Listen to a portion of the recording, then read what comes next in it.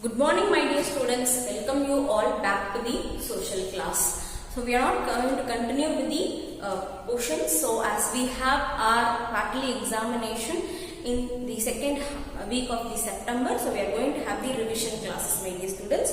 Okay, so we are going to the revision from geography chapter onwards. So every day we will have a chapter which we will be dealing, and we will see the questions, the possible questions, and how to answer those possible questions we are going to see. So we will see first thing, that is the resources and development, and I will give you the portions over here. You can even look it and you can even note it down. So you can find. So the portions of geography is, you have the resources and development chapter. So this resources and development chapter, definition of resources is most important thing. That is everything that is available in the environment which can be satisfying the needs of the humans, provided it should be technologically accessible, economically feasible, and culturally acceptable. I think you all have understood the concept like this definition, and this definition may be asked for 1 mark question, or it can be asked in the fill-up type.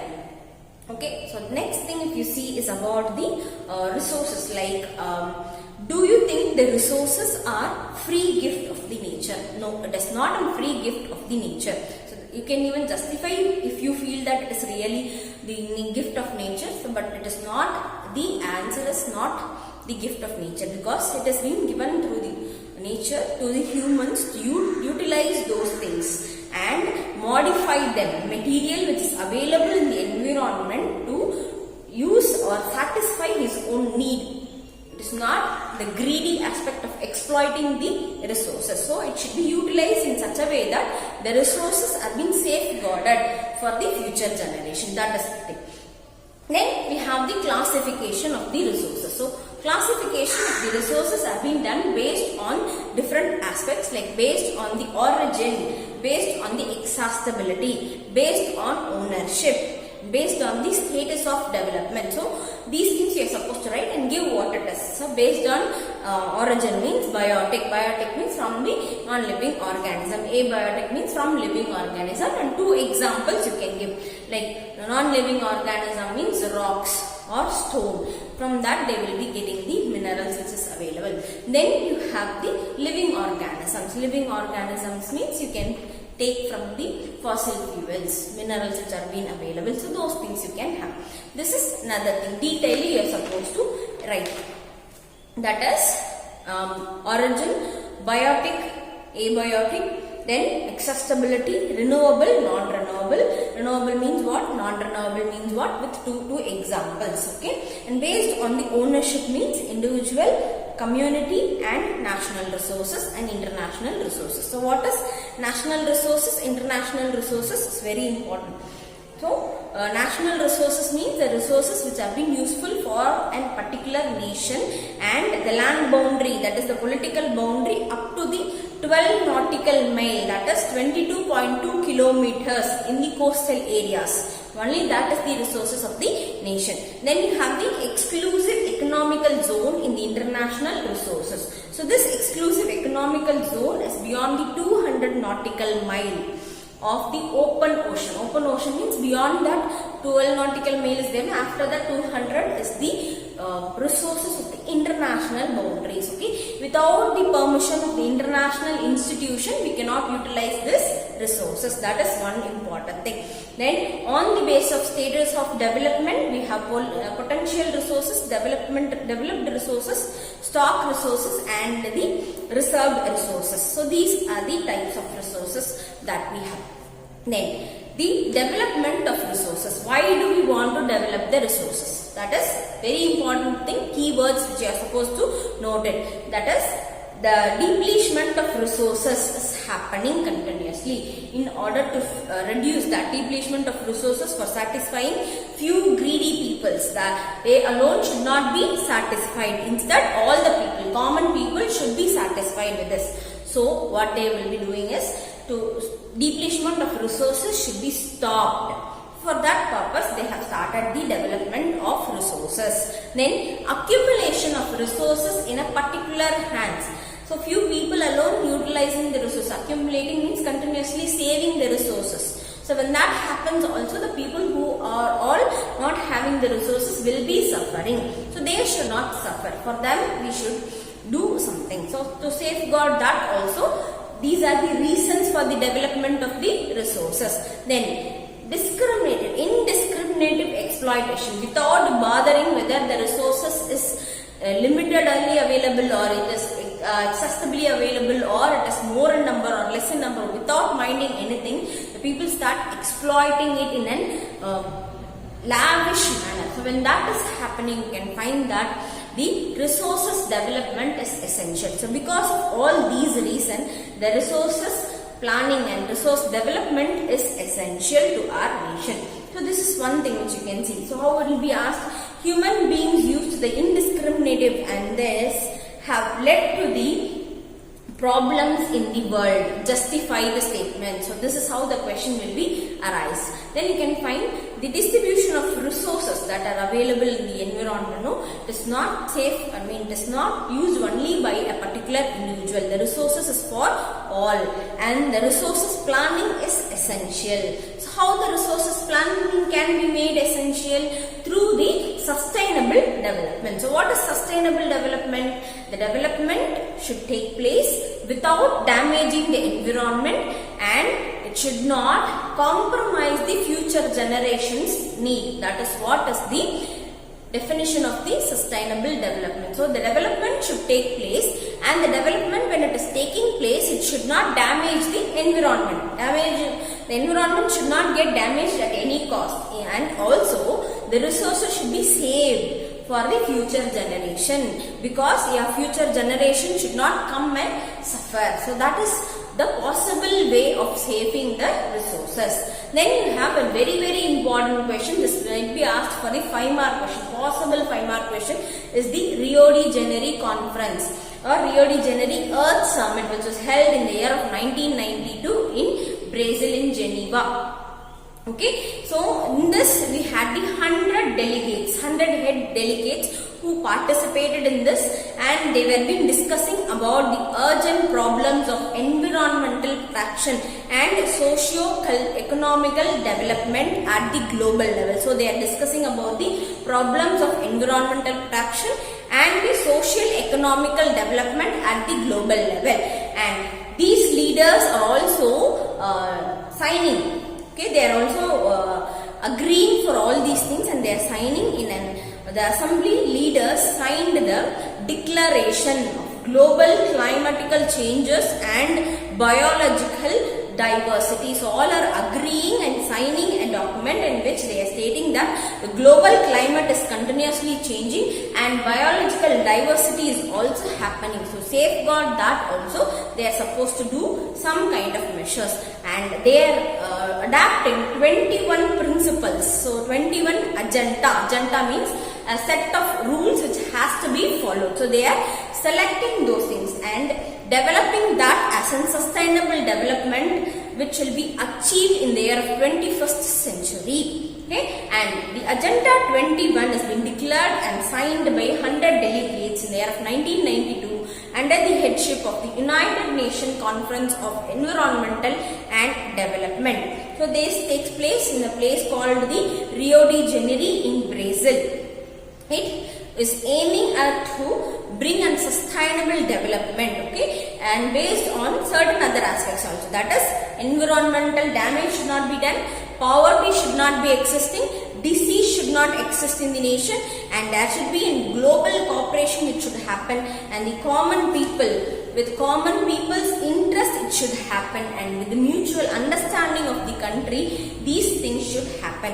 So the main objective behind this 21 agenda is to make the implementation of the Agenda 21 even in the local government, so that the nooks and corners of the country will reach with the 21 agenda and it will be followed to achieve the development in 20th century. Okay, my dear students, so this is what is about the Agenda 21 and Rio de Janeiro conference. And next question that you have, possible question, that is resource planning. Why is resource planning essential? So resource planning is completely essential based on these aspects. You can write, that is the identification and inventory of the resources. Then you can find next second thing is about the evolving the planning structure endowed with the operating technology skills, institutional setups. Then third thing is matching the resources development plan. So first thing, we are going to find out where the resources are available. For example, in nearby area we have the resources. So we are going to invent how to extract the resources. This is the first step. So this is the first step of the planning. Second step, what we will do, will evaluate, will check how much amount of resources is available and how the resources can be extracted using the skill and technology. Then we will do the next third thing is we will do the matching. So here in this particular area, this resources is 100% available. So next area where you are doing excavation, whether that same amount of mineral is available or the same quantity of mineral is available. So those kind of matching will be done. So in order to know the resources where lot are present, where the abundant mineral is present and where the less amount of mineral is present, so that the distribution of minerals and resources is possible. So this is the process or the aspects of resources development, resource planning. So if you see, the resource planning is essential because for the development of all the regions. The resource planning, for example, if I have a resource of my own, I alone utilize, whether all the people around me can develop, no, it is not possible, right? So when I distribute the resources, whatever resources I have, when I distribute to everyone, so we can find the whole nation is getting developed. Similarly, the resources being found, we know the technologies, we know the matching areas, and we are going to distribute the resources to all the people who are around us in order to develop the nation in whole. So that is possible only through the distribution of minerals. Okay, so we can find the resources can be developed through distribution, but mere availability of resources is absence in certain areas. So to that area we are going to distribute, and those regions will get enriched about the resources that is present. And we have a small story about the colonial period. So how the technologies has come into existence in India, that is, it comes from the colonial government. So they started giving us the technological and other kind of development. So just go through it alone. Then we have the conservation of resources. So why do we want to conserve the resources? Generally also you can write, and here a quotation will be given. That is Gandhi's quotation. Like Gandhi was very apt of these views, and he says that there is enough for everybody's need and not for anybody's greed. So everyone has been provided with lot of resources. It's available in the nations. So why should be the people so greedy enough to utilize the resources? Greediness is only making the people to exploit the resources. So that should not happen. That is what is their idea or Gandhi's idea. So justify the statement. They'll give a quotation of that and they'll be asking justify the statement. Yes. So the resources are available in plenty in number in our nation. That is, the place of availability of resources is excess and the distribution is also available. There is no need of greediness should be existing among the people. Instead of distribution of resources only should happen. So this is one important thing. Then the land resources. If you see land resources, lands are being distributed in different ways. Like plain area is 43%, mountain is 30%, and the plateau is 27%. So only in the plain areas we can have the agricultural activity which can go on. And in mountains and in the plateaus we have minerals which are largely available. That cannot be utilized for the agricultural purpose. So this is how the geographical location of India is also there. So the utilization of resources, the utilization of land is in such a way that forest areas are there in few areas. The land which is not under cultivation or cannot be used for cultivation, like a barren land or a wasteland it can be. Or it can be in the form of a non-agricultural areas, like where a building is there or a railway road is there or a common road is being constructed. So those areas cannot be used for the agricultural purpose.